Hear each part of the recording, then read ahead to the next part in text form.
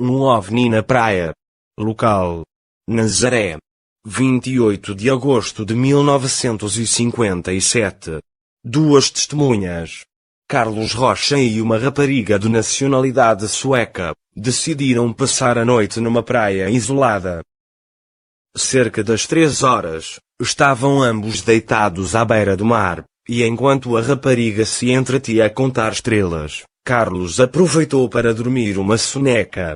Mas essa calma foi rapidamente interrompida quando a rapariga reparou que, vindo do oceano, um objeto se aproximava da praia. Aproximou-se rapidamente e parou, a cerca de 200 metros de altura, ficando a oscilar por cima do mar. As testemunhas ficaram em silêncio a observar o objeto, que pouco depois baixou e passou sobre eles sem fazer qualquer ruído, até parar uma centena de metros depois, onde baixou sobre umas dunas. As testemunhas correram até uma zona mais elevada para poder observar melhor, o que parecia ser uma cena de um filme de ficção científica.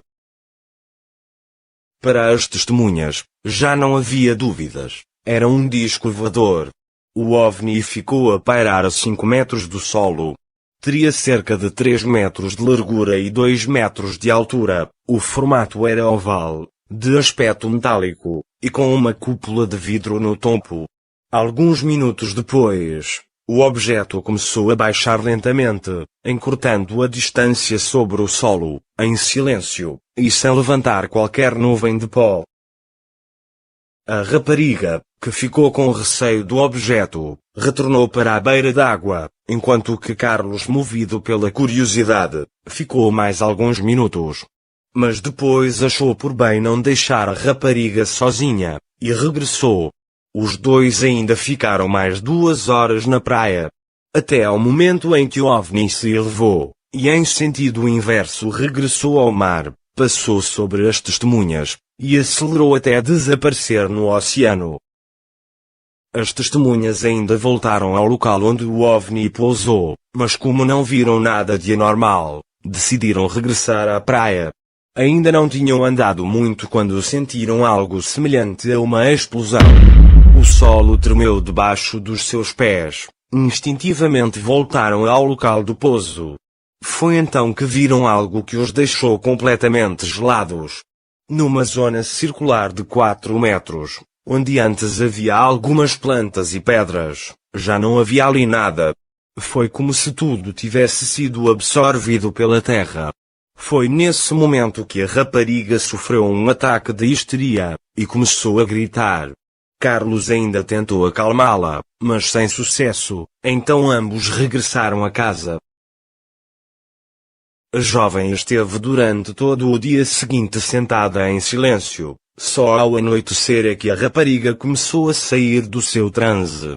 Nos anos seguintes, durante o verão, Carlos regressou ao local exato do pouso. Nos primeiros anos que visitou aquela pequena área, nunca encontrou vestígios de novas plantas, enquanto que ao redor, tudo aparentava estar normal.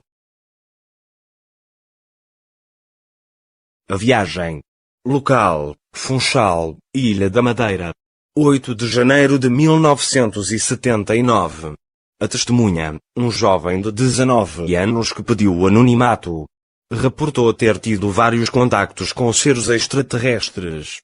O primeiro contacto foi numa noite, em dezembro de 1977. A testemunha, ao acordar repentinamente, viu-se coberto por uma luz brilhante e com o corpo completamente paralisado, enquanto que ao redor da sua cama, estiveram durante alguns minutos, várias figuras de aparência humana. No mês de agosto de 1978, no regresso à cidade do Funchal, a testemunha afirma ter visto um grande disco voador a pairar sobre aquela região. Estes foram alguns de vários acontecimentos que antecederam o evento do dia 8 de janeiro. Nessa manhã, cerca das 5h30, o jovem foi acordado por uma senhora muito bonita que lhe sorriu, e que depois, simplesmente desapareceu. Nessa noite, enquanto dormia, o jovem foi mais uma vez acordado por algumas figuras de aparência humana. Mas, Subitamente e sem entender bem como, o jovem estava a bordo de uma nave com estes seres, e a viajar pelo espaço. Os seres eram muito belos, e comunicavam em inglês. Não era um inglês perfeito, mas era suficiente para se entenderem. Na nave havia uma grande sala com vários monitores. Então os seres pediram ao jovem para se sentar em frente a um dos monitores, e que observasse como era o mundo deles. A testemunha pôde então observar uma civilização com uma tecnologia milhares de anos mais avançada que a nossa. Os seres contaram ao jovem que o mundo deles até que é muito semelhante ao nosso, mas que ainda levará muito tempo até que a sociedade humana se possa igualar à deles. O jovem recorda-se ter sido examinado por um médico a bordo da nave. Os extraterrestres afirmaram ainda que entre eles não existem doenças. Após o que a testemunha estima ter sido cerca de 1 hora, retornou à sua casa. Lembra-se que quando entrou no quarto tinha tonturas, e que todo o seu corpo tremia de um modo incontrolável. Mas para o jovem, esta foi uma viagem que se recordará para sempre.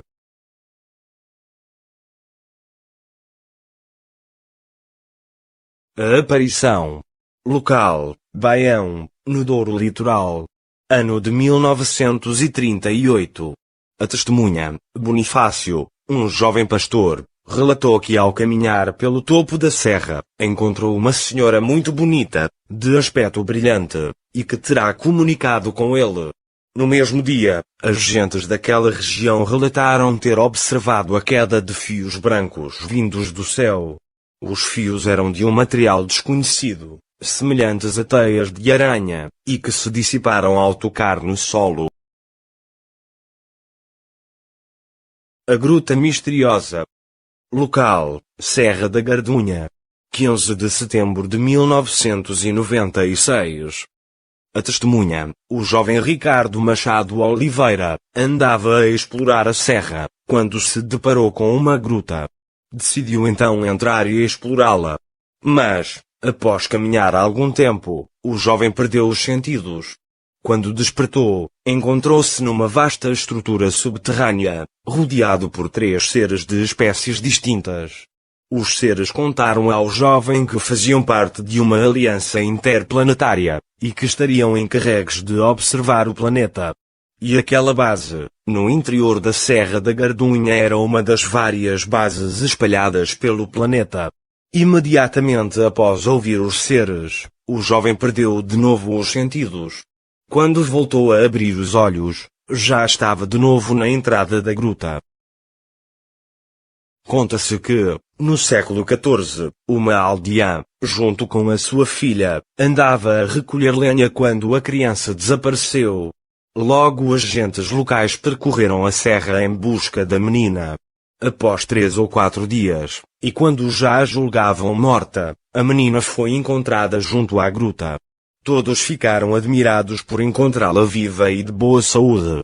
E mais admirados ficaram quando a menina lhes contou que durante o tempo em que esteve desaparecida, uma senhora muito bonita cuidou dela, e que lhe terá oferecido água servida numa taça dourada e em forma de sino. Agentes locais concluíram que a menina foi milagrosamente salva devido a uma visita da abençoada Virgem Maria, e uma ermida dedicada a Nossa Senhora da Serra foi erguida no local. A gruta, ainda hoje é um local de devoção, e a Serra da Gardunha continua a ser um local de lendas, e muitos mistérios.